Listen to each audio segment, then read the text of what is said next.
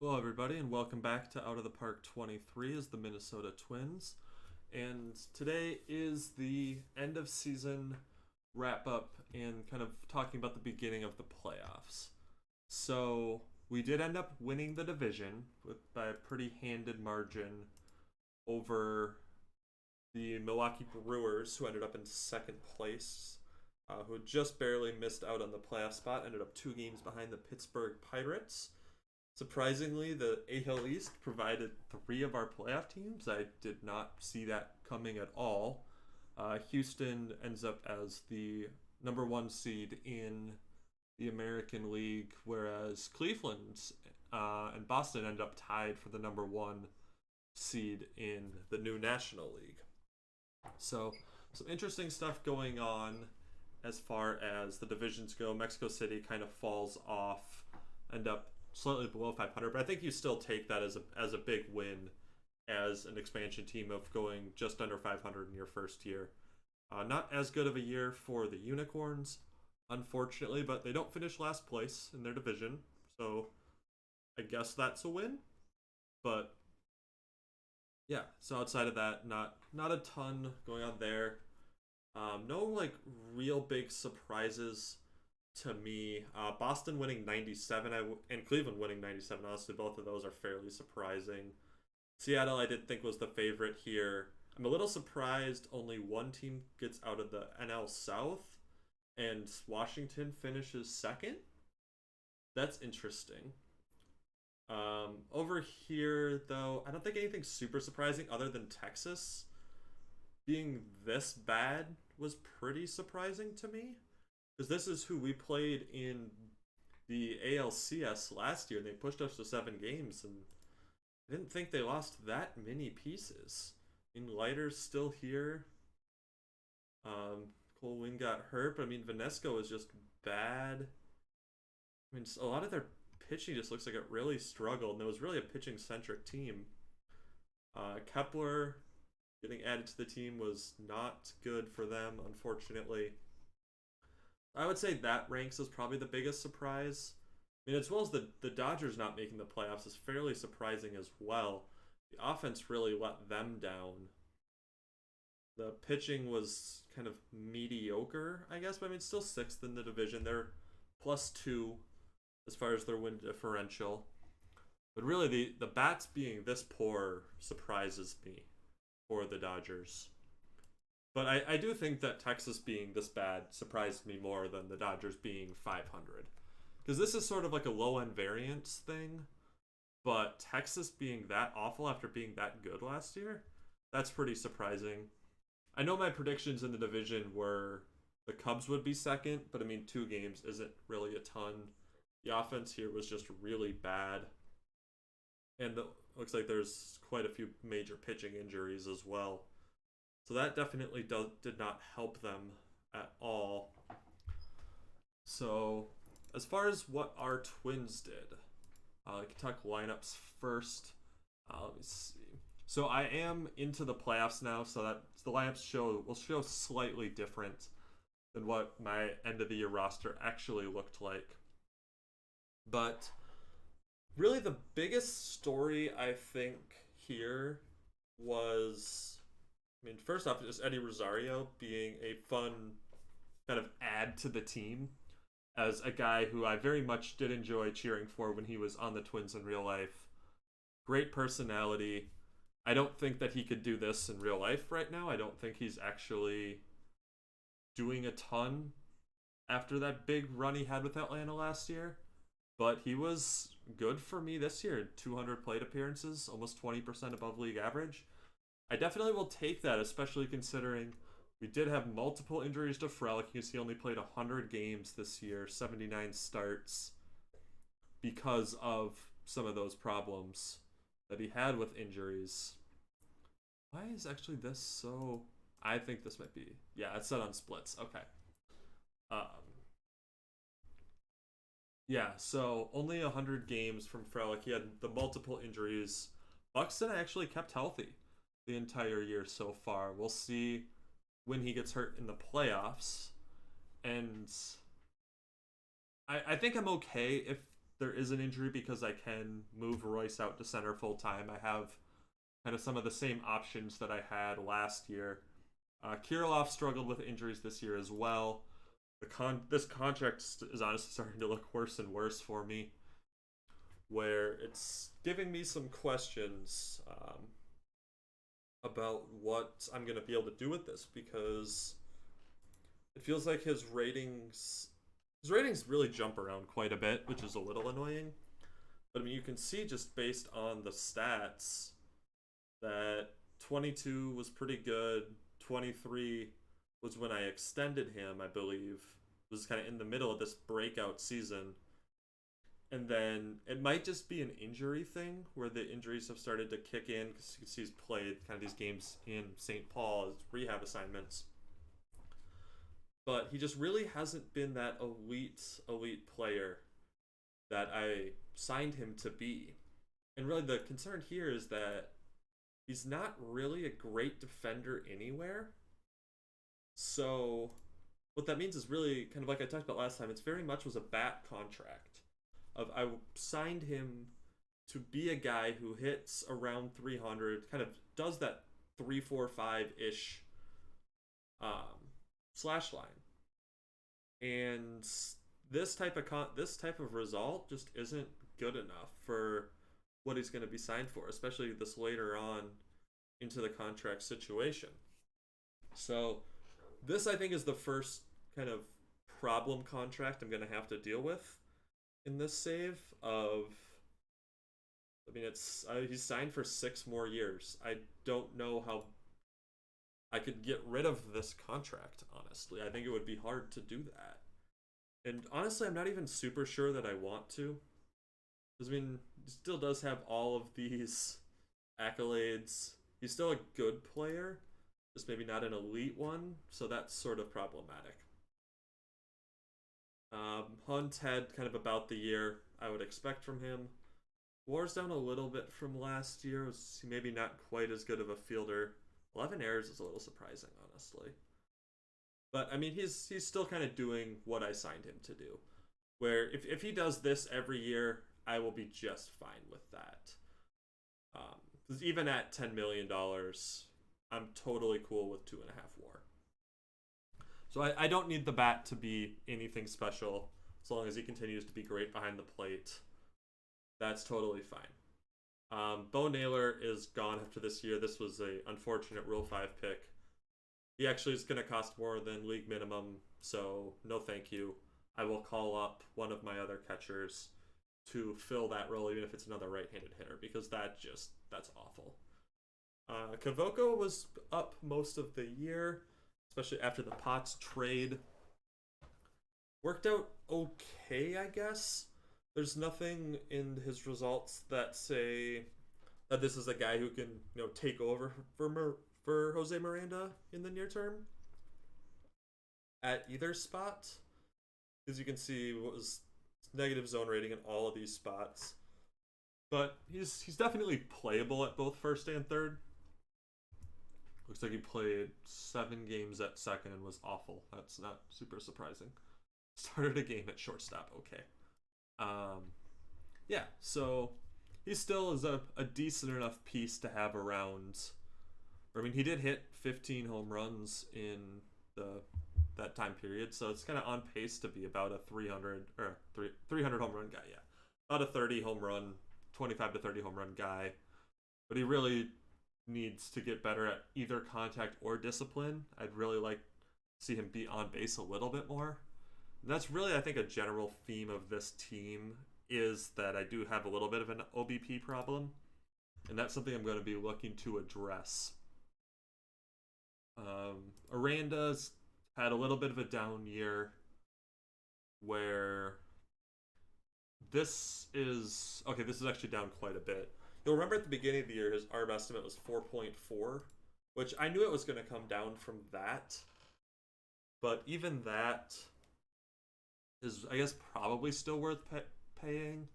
I mean, he started 126 games for me, was league average with the bat. But he's not great defensively.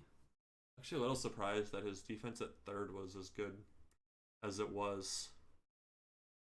I can see the first base being fine. I mean, he's a little short. It's kind of Luis Ariz-esque in that regard. But yeah, I'd like to see these ratings play up a little bit more for him to really kind of take another step, even though in some regards I don't need him to, because I have a pretty locked in infield with, especially if Kirilloff's going to play more first base, of Kirilloff, Lewis, Correa, Miranda. So in that regards, he's sort of destined to always be a super utility guy for me. So having a league average super bat for a super utility guy is probably fine. But with the ratings he has, I'd like to see him play a little bit better. So Polanco is definitely gone at the end of the year. This is way too much money to pay what effectively is a DH and backup second baseman for me, which admittedly having a person who plays a decent second base is more important for this team construction than most team constructions, because my starting second baseman is also my backup center fielder who plays center field every 3 games. But I think Aranda can fill that role fine, and as much as it's going to suck to let him go, especially because he is extremely popular, my team interest has gone down a little bit. But there's no possible way that I can justify this contract. Not a single chance. And the bats came back down to really kind of about what I would have expected it to be. Where I think if you kind of take this 2022 and you say that he's playing second base, I would bet that that's kind of the difference in this war, is that some of this is fielding war, because he's kind of just the slightly better hitter than he was that year. I mean, the stats are pretty similar. 24 was the breakout, was the career year. 23 was the aberration on the low end. And I think this is about what I would expect from him. So he's going to be gone. He'll get the qualifying offer because there's no way he's already gotten one of those. So we'll take the compensation round pick for him and move on. Miranda now is another question of, he wants a contract like this. We're not doing the 9 years. That's for sure. He's not good enough defensively for me to justify that. However, if he will take something like this, or maybe even like this, where there's maybe a couple of team options at the back end of this, is something that I'm going to think about. Because he's been a 130 OPS plus player for 3 straight years. What was he in 22? Yeah, 22, honestly, not that far off either. That same role. Where he's, the career 300 average, 500 slug. So, this is very good. He's been worth 14 WAR in his career already. So, and he is an extremely popular player locally. So, locking him up is 100% in play here, I believe. And I think if I hadn't signed the Kirilloff contract, I probably already would have put out that offer to Miranda. Because then I would have kind of that first base, third base flexibility. But Kirilloff is kind of a problem. I have Gallo for 1 more year, where I'll want to be playing him in right, because he's just a much better defender there than Kirilloff. With the I do have the DH slot opening up, and maybe that I have Kirilloff kind of fill that role and kind of be more of a backup at first and right and left and all of that stuff.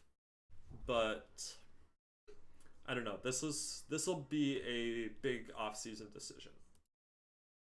Big down year with the bat for Correa, still worth 3.8 WAR because he's still amazing defensively.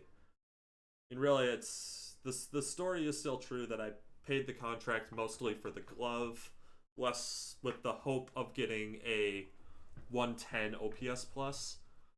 If this is the reality, that's going to be rough. But if he gets that up to that 110 mark, I'll be pretty happy. Because that'll probably equate to the 5-ish war, which is roughly what I'm paying him for. This is about the equivalent of 5 war. So that's kind of there for Correa. Big year for Sal Frelick. Unfortunately, we did have the couple of injuries, but he was good defensively, to the point of almost, I would say, very good defensively. And it's definitely starting to come along a lot more with that bat. It looks like he is going to be ARB eligible. He's going to pass that. He's going to be a Super 2, which is a little unfortunate. But at shade under 4 million, that's super reasonable. I don't really see him being a long-term extension guy. I think that probably the way I should be approaching it is second base, shortstop, center field, catcher, kind of that up the middle are the places to really look at locking guys down. And in the corners is kind of more flexible, especially honestly with the system I have, where I would say maybe my 3 biggest hitting prospects are all corner outfielders. That makes him a little more replaceable, and I don't think signing him to a long-term deal is really going to be the play. I don't think he's super interested in that right now either. This is pretty big difference between what the estimated arbitration value is and what he's asking for. So that'll be a little interesting. He's going to come back for sure, but in this for a long-term contract, I don't really see it. Rosario, I'm not gonna extend or anything. It's a nice story for this year, but realistically, I don't really see it sticking. Hopefully I can bring him back on some kind of minor league contract, but kind of is what it is. I've got corner outfielders that I like a lot more. Buxton stayed healthy, but wasn't amazing, I guess I would say. Only a 4.3 zone rating is kind of lower than I guess I would expect from him. Was worth less WAR than he was in 24 with playing 1.5 times the games. Not really else a ton to say there, where it felt like a good, not great year from him. Still under contract for 3 more years at a, again, pretty good contract. So it seems like kind of having Royce be able to play every 3 days should be good enough to keep him healthy. And then Gallo was our trade deadline pickup, was about the same for us as he was for the Dodgers. His on-base percentage is higher than a lot of the other players on my team, even hitting below 200. It's a little crazy. He walks almost 20% of the time. I mean, huge 3 true outcome guy, right? 41 homers in the kind of 600 plate appearances. Strikes out 35% of the time, walks 15% of the time. So, looking at something like 60-ish percent 3 true outcome, pretty crazy. But good bat to have around. Good glove as well. Let's see, what did he actually do for me in right field? Yeah, 1 zone rating. Was not quite as good as he was for them in left, but right's a little bit more important of a spot. So lineup, all things considered, I would say was okay. We were 5th in the league in runs scored, but I felt like there was kind of more lacking. I'm trying to remember if there's anybody here who is not on the playoff roster. Yeah, so Joel Amaya was a guy who had a pretty big injury. I think is this back-to-back years? He's had them? No? I guess I just didn't have him playing a ton last year. Whereas I was trying to play him more this year. He was worth 1 WAR in 20 starts. Because he's another very good defensive shortstop. And second baseman. So, yeah, I mean, I don't think he is... Yeah, still not salary arbitration eligible. He has sort of a similar thing to Aranda, as that they're projecting his arbitration values to be, I think, a lot higher than they actually will prove to be once we get there, especially because he's playing as a backup role, so the numbers just won't get quite to that point where he's really going to start racking up costs. But he had a good year in the time he was healthy, but did have a pretty significant injury. Gutierrez was only up for a little bit during an injury. Wallner was pretty decent for me in the little bit of time he was up. When Kirilloff was hurt, I had him kind of filling the Kirilloff role. And, I mean, he hit pretty well. I can't complain a ton about that. But I think, unfortunately, he just is fairly blocked in my organization. I don't really see a way that he's going to get a ton of playing time barring injuries. Hernandez was our backup shortstop when Amaya was hurt, and basically was just what you would expect looking at this. Decent with the glove, no bat, and a potato. We did have Emmanuel Rodriguez up for a little bit as well. Corner outfielders really were the name of the game for call-ups this year, because we had so many injuries with them. He wasn't great, but considering he had only played 60 games in even AAA, kind of to be expected. But there's definitely potential here for him to be a good guy. He's 22 years old. So there's definitely still upside for him. Kjerstad, he only started the year. I think we talked about him a little bit before. I guess maybe that was in a video that got deleted. But yeah, so I don't think he's really going to be much of a guy, unfortunately. The center field ratings even dropped. Was a below average hitter in St. Paul. I think he got his ring and is now probably going to be irrelevant. So that's I think it for hitters that were on the 40-man that we needed to talk about. Wallner, and as Chappelle, did he even make in the majors? No, he was just league average at AAA. He's definitely somebody that I'll probably be looking to take off of my 40-man, as well as Kjerstad. So that is hitters. On the pitching side of things, so the one person that is not on this list that is important to talk about, so we'll talk about him first, is Kumar Rocker, where he was the guy that I called up to be my 5th starter at the roster expansion in September, which means that he is not playoff eligible, which is unfortunate because even though it was lucky, he was very good for me in September. See the 2.4 ERA. This is obviously a massive concern. 6 walks per 9 is not something that sustainably will work at the major league level, which makes me believe that even with the good result here, that he's probably more of a reliever, maybe a Joan Duran type of role in the future. But it was really nice to see how well he did perform for me, because I didn't get great results out of Love this year. I still think he's likely to get another shot next year because I'll have at least one opening in my rotation. But this is, just want to look at Major League. Here we go. Yeah, the 5 ERA in the majors was not great. The secondary stats I think are better than what Rocker's even were. But those two will probably have a camp battle for 5th spot in the rotation next year. So as far as people that are up here, down year for DeGrom for sure. Only a 100 ERA plus. The stuff has came down. The velocity is down. The movement's down.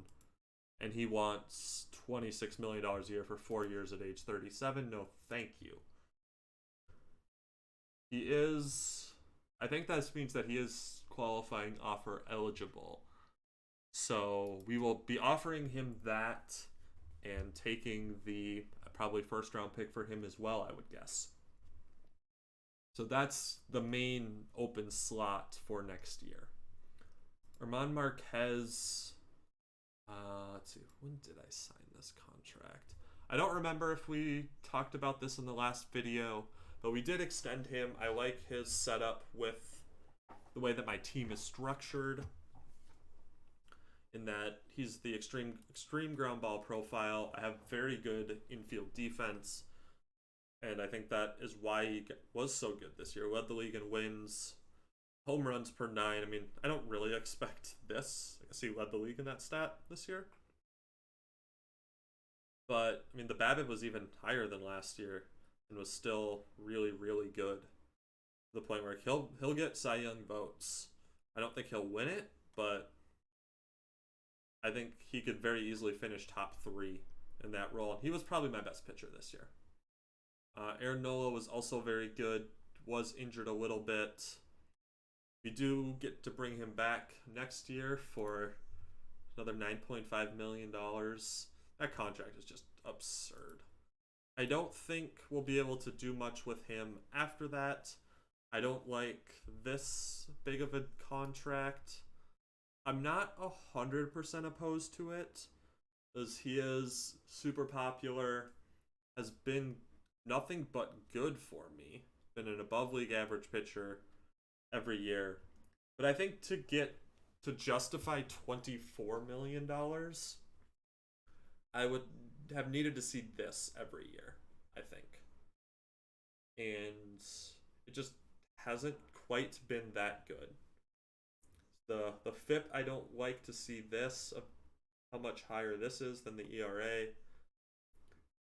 I can't see myself giving him $24 million a year. I don't think I have the budget to do that.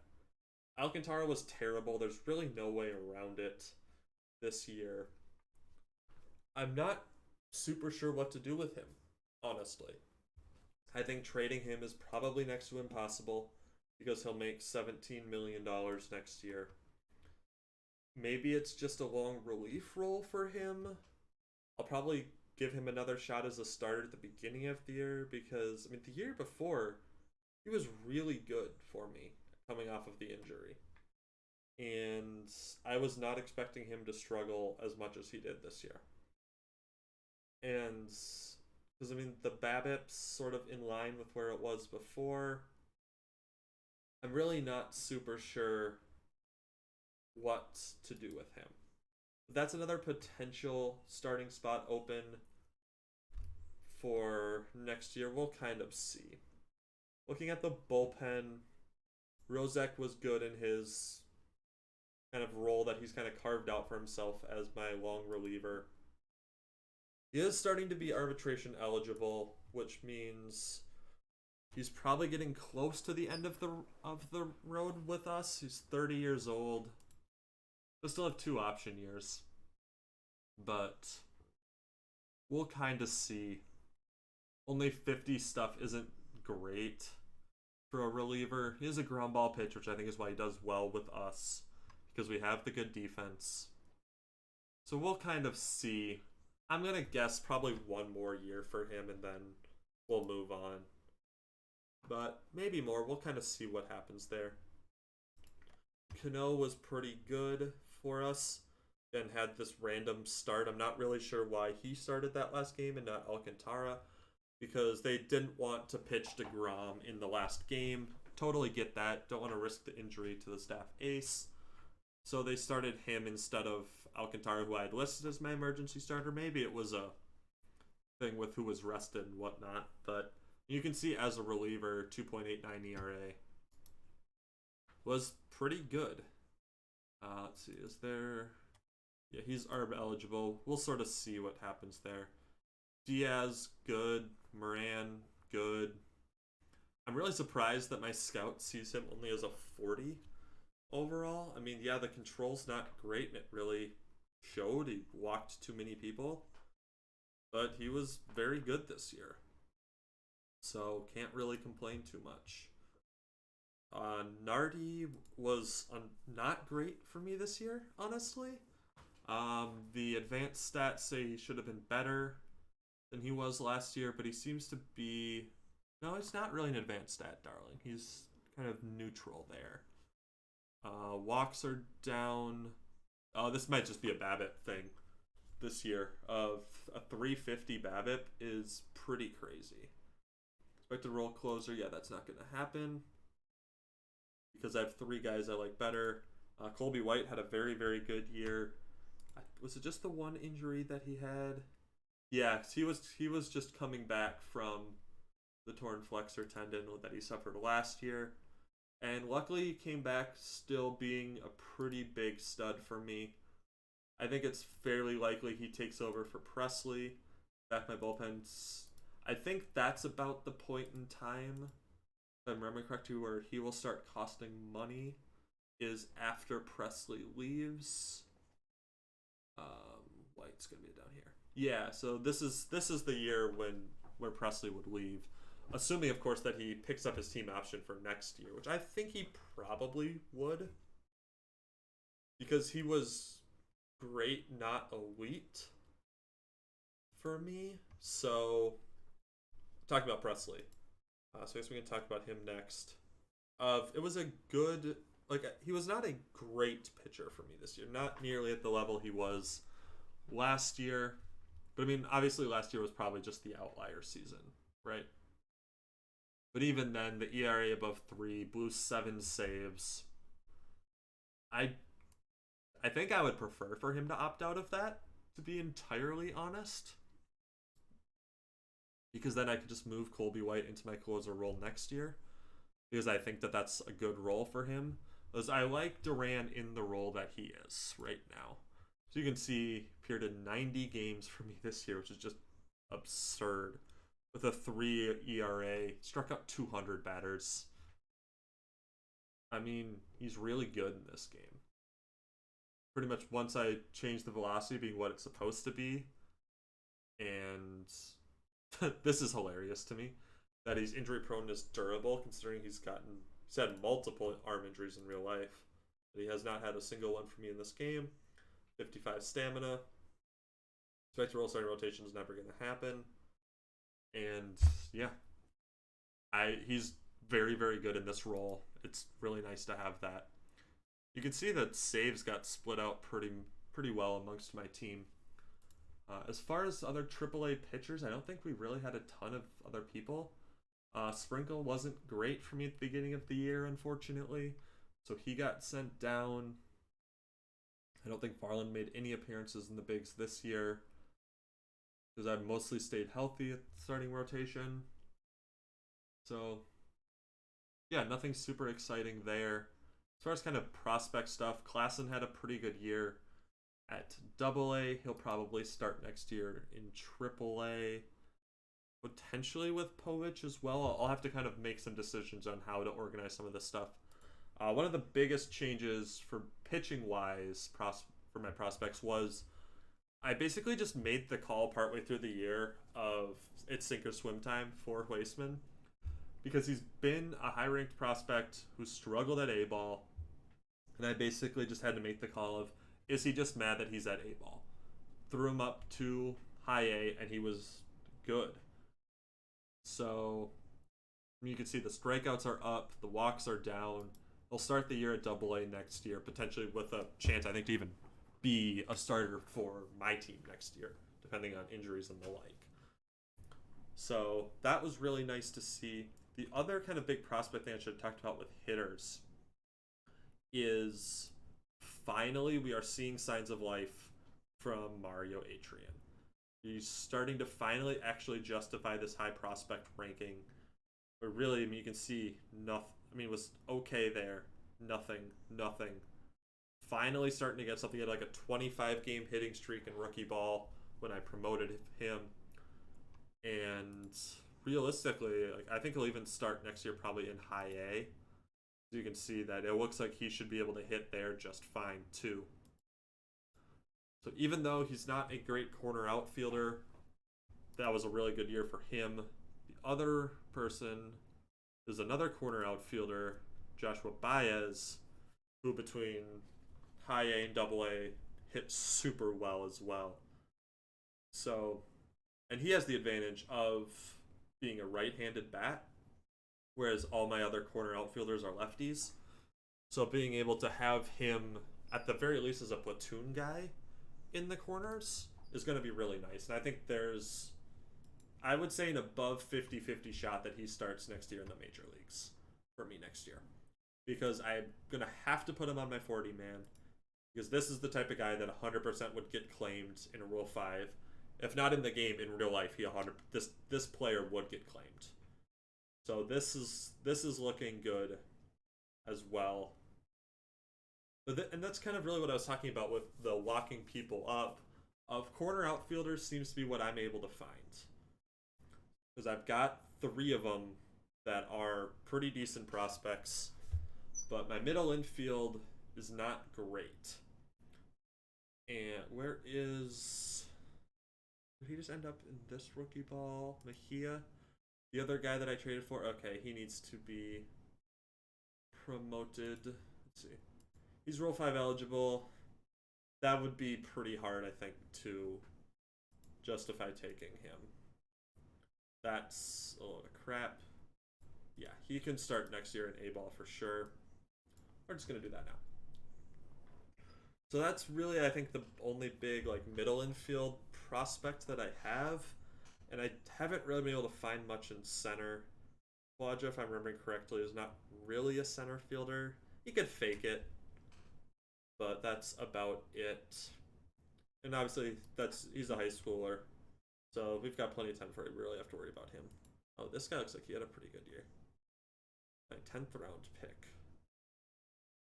Yeah, we can... Let's see. Who's my center fielder here? I care about you? Not really.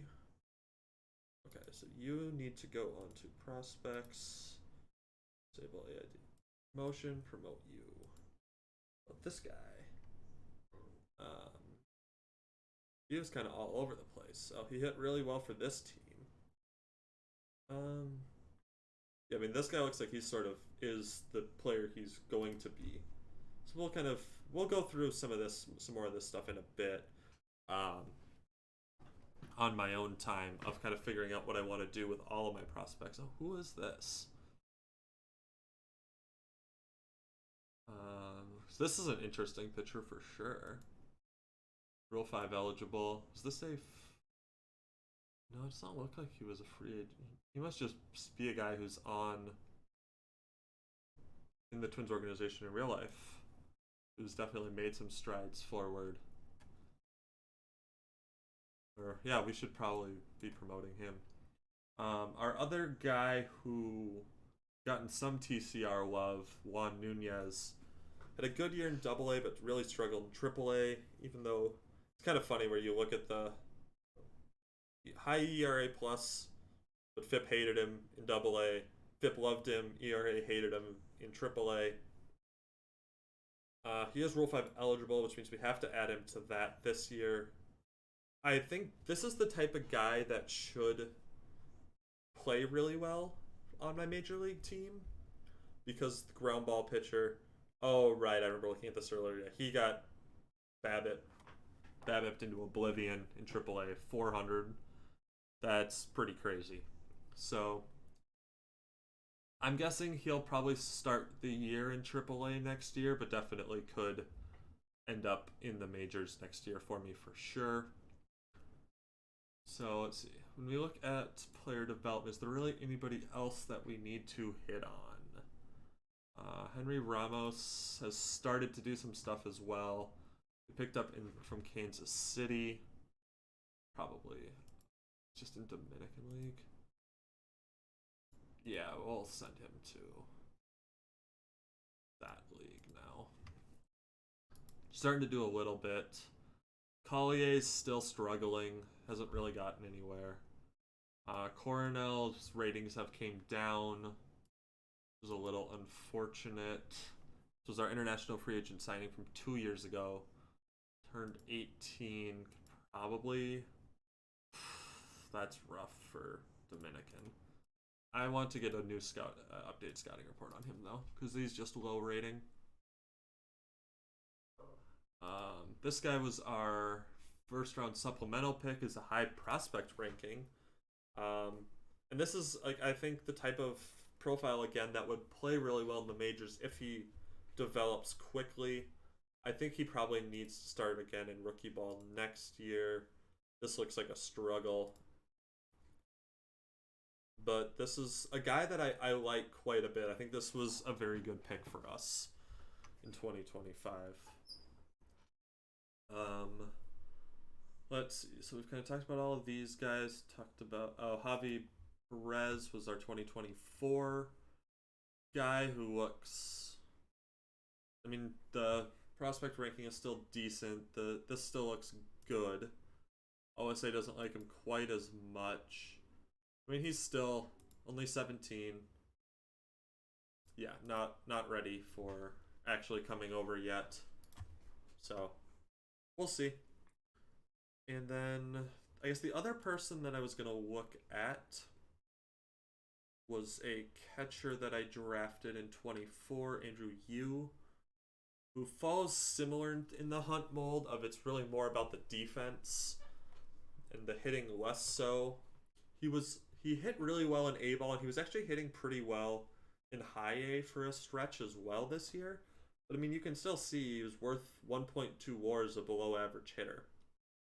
So that's not bad. Like I think this is a guy who'd be a really good backup catcher because high leader, high loyalty. Like I bet this is going to be personality class captain, would be my guess, and that makes a very good backup catcher. Probably not quite yet. Still have a couple years before we'd have to even worry about him with Rule 5. He'll probably start the year in Double A. So I don't have a catcher that I really care a ton about here. So that's interesting. Collier has struggled. Unfortunately, never really made the jump I was hoping that he would because I think he should be a good, very good defensively. At least was in high A, even though he wasn't quite as good in A-ball. Yeah, I think he might still just be upset. Maybe it looks like he should hit there.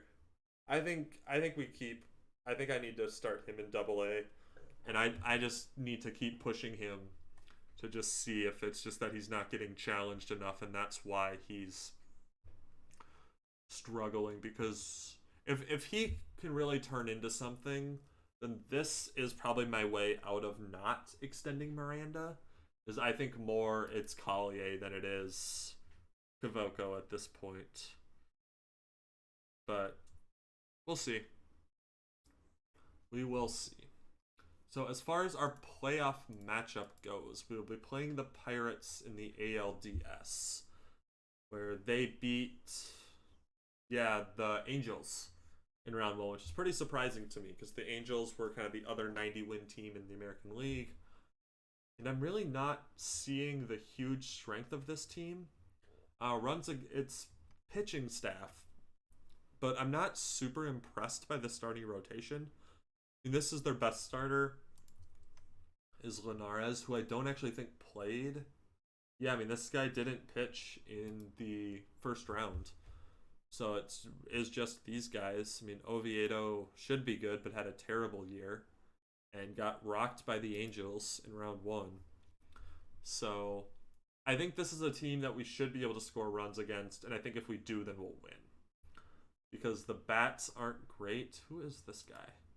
Grayson Tatros, their first round pick in 2023, who had a pretty good year this year. So, yeah, I mean, he looks like a good player. An all-star this year even. Wow, after starting the year in Double A. He can't had that good of a year. That's pretty crazy. O'Neal Cruz is good. Brian Reynolds has struggled this year, but is still a player to be aware of. Brian Hayes, unfortunately, looks like he's just turned into a defensive guy. But that's still fine for a team. So I think we should be pretty heavy favorites in this series. But they did just win a series against an Angels team that I probably would have pretty heavily favored against them as well. So we can't look past teams. I'm trying not to do that. But I will be disappointed if we lose this series. Even though the Pirates are, I guess, kind of my second team. My dad's from Pittsburgh, so that's sort of always the other team that I root for, and I enjoyed when I did a series with them on my own in Out of the Park 21 and won the World Series in 4 years somehow, which would have been 2024, not 2025. So, fifth time, don't have to worry about cursing myself there. But yeah, that's the matchup. I think we should be okay there. We had a pretty good year. Pitching continues to be this team's main strength. I feel good about the pipeline of players coming up, especially pitching, corner, outfield. And yeah, I hope you guys have a good rest of your day, and I will catch you in the next one. Bye.